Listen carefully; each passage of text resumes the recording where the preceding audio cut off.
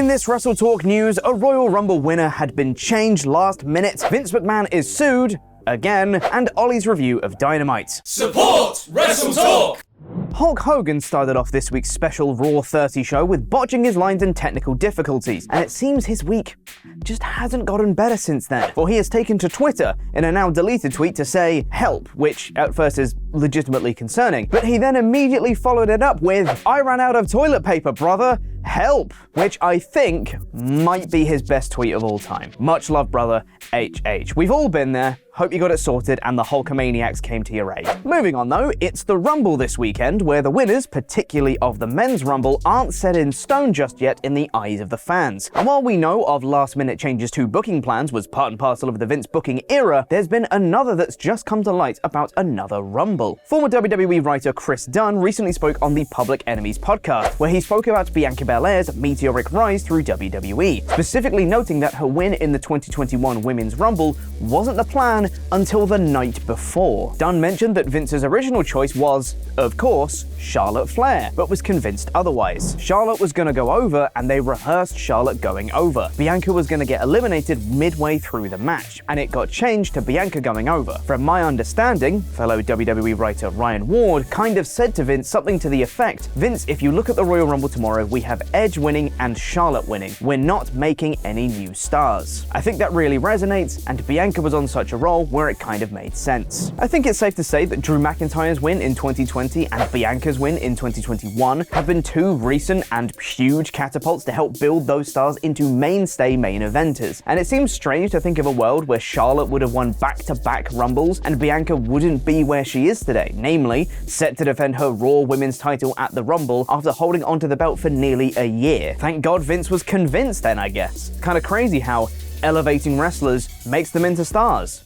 Weird concept, they should try it more. And on the subject of Vince, well, he's been sued again. There are two lawsuits currently ongoing against Vince McMahon from shareholders surrounding the way he returned to the company, essentially strong-arming his way in despite the board of directors unanimously voting against his return. However, this new lawsuit deals with the behavior that led to him leaving the company in the first place. Bloomberg is reporting on a third lawsuit, and while the details of the suit are not publicly available as of yet, Bloomberg notes that the suit brings broader claims directly involving the sexual harassment accusations, and that the plaintiffs are suing over McMahon's alleged history of paying to cover up sexual harassment accusations. With McMahon having recently settled the lawsuit from Rita Chatterton, and recent reports noting that Vince is looking to clear up any ongoing legal action that might hinder a sale of WWE, this very well may be the floodgates opening with multiple suits now in play, given the increased likelihood of Vince simply settling for a fee to end the legal process quickly, rather than having to go through the arduous process of court. But of course, there will be a ton more news coming from this and all the news surrounding the Rumble this weekend too. So subscribe here for daily wrestling news videos and enable notifications too while you're at it. Now hot tag to Ollie.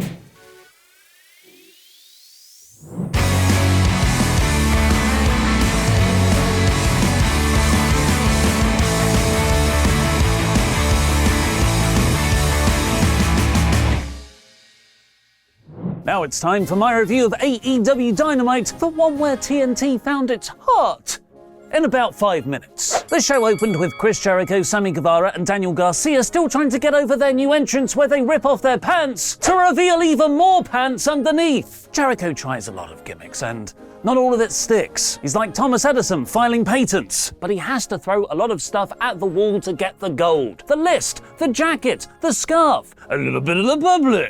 With that said, I'm eager to see what he comes up with once he's dropped the pants spot. Speaking of things I'm done with, declining momentum segue. Jericho and the JAS versus Ricky Starks and Action Andretti feels like it's lost its spark. Entering 2023, Andretti had come off that massive upset win. Starks had gotten over incredibly in his MJF promo and then by beating Jericho, and Jericho himself was fresh from arguably the best run of his whole career with his ROH title run, and potentially about to go on a fun losing streak. But in hindsight, that overlong promo segment from 2 weeks ago might have been one of those moments where you just fall out of love with something and you can't get it back, no matter how hard you try. And I tried so hard, Megan! The action was good and fun, with Garcia interfering, leading to Guevara pinning Andretti, crucially meaning Jericho is still without a pinfall win. But like so many other JAS feuds from the last year, maybe there was only really 4 weeks in this, but it could be stretched out for 3 to 4 months. To show how emotionally disengaged I've become from the story, this was when I started to become obsessed with the hard cam's positioning. Compare this shot from 2 weeks ago in Danielson versus Takeshita. The near top rope is aligned with the far middle. In this week's episode though, the near rope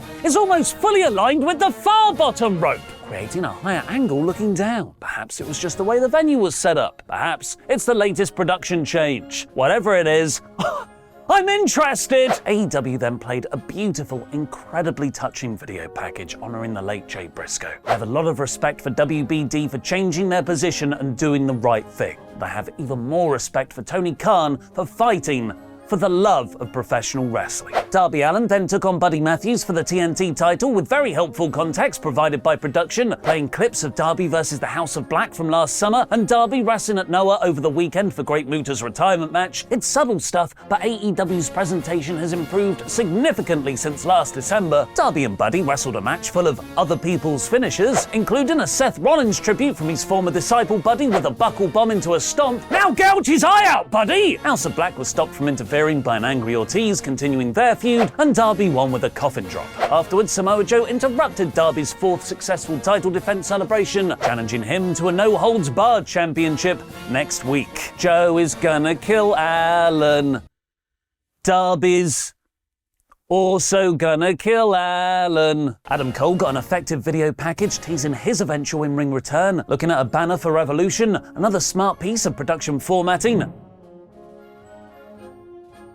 Ethan Page and Stokely Hathaway bickered with Isaiah Cassidy over who was the bigger star, Page or Matt Hardy, ahead of their tag match against Hook Boy! Stop trying to make The Firm. happen. The Firm have descended from serious main event faction, the cheap heat comedy act, almost as fast as the Awesome Truth in 2011. Hook Boy beat them relatively easily, with commentary getting over the idea Jungle Boy and Hook are working together really well as a team, potentially fleshing out AEW's weakened tag division, with most of the major acts focusing on the trios titles. The family therapy segment with the Acclaimed and the Ass Boys never reached the potential it could have. There are a few good lines, like the Guns saying all their personality faults are because of Daddy Ass's failings as a father, as he was on the road all the time when they were kids. But this was neither as funny or as serious as they could have taken it. And most oddly of all, I found myself feeling sympathy for the Guns. They're assholes. Hangman Page set up a rubber match against Jon Moxley next week, but not before Moxley's Blackpool Combat Club buddy Wheeler Yuta on Rampage. You know, the Blackpool Combat Club.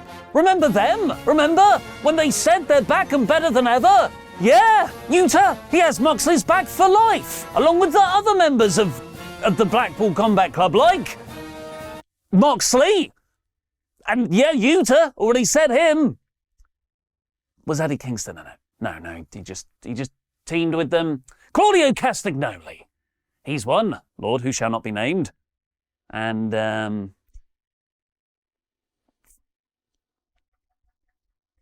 Bryan Danielson. I know they're not on the best of terms, but it'd probably be smart to get his faction mates help with MJF resorting to evil heel tactics, but instead neither Yuta or Claudio helped him. They just let Max and Brian Cage break his arm until Takeshita made the save.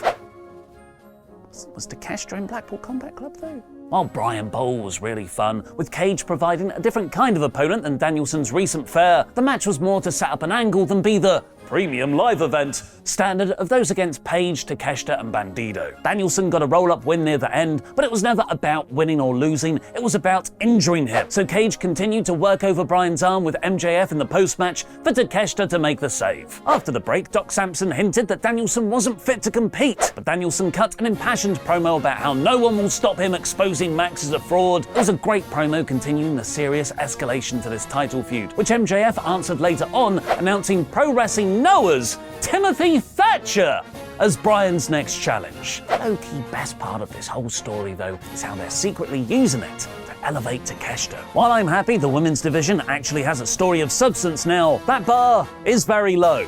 and the character work and storytelling is old WWE levels of lazy. Toni Storm's one-dimensional heel turn last week took her against Ruby Soho here, a battle of the ex-WWE wrestlers, which fittingly ended with Britt Baker's entrance music causing the distraction for Toni to lose. AEW is so much better than entrance-themed distraction finishes, and beating Toni just a week after her character refresh immediately undermines most of her threat. The main event, however, was so good, so emotional, such a touching tribute to Jay Briscoe, that this will go down as one of the most memorable episodes of Dynamite in its history. And one of the only times I am okay with ROH completely taking over AEW TV, Jay Lethal took on a debuting Mark Briscoe to wrestle a tribute match to the tragically departed Jay Briscoe. The occasion couldn't have been treated any better, with Lethal somehow professionally wrestling through his visibly raw emotions, and Ian Riccaboni excelling on commentary with calls that teetered on the edge of poetry. Mark hit a froggy bow off the top rope through the timekeeper's table outside, and won with the Jay Driller finisher of his brother. The locker room emptied to pay tribute as Mark told the camera he loves Jay. Just like Brody Lee's passing, AEW treated professional wrestling with class, respect, and most importantly, love. Now stay tuned for Power Slap, where people slap each other in the face right after the break on TNT. What did you think of AEW Dynamite? Let me know in the comments down below. This was a significant drop from the run of all-time great in-ring wrestling episodes of the year so far, and the women's division follow-up was groan-inducing. But the Jay Briscoe tributes were done so well, this week's Dynamite is 86%.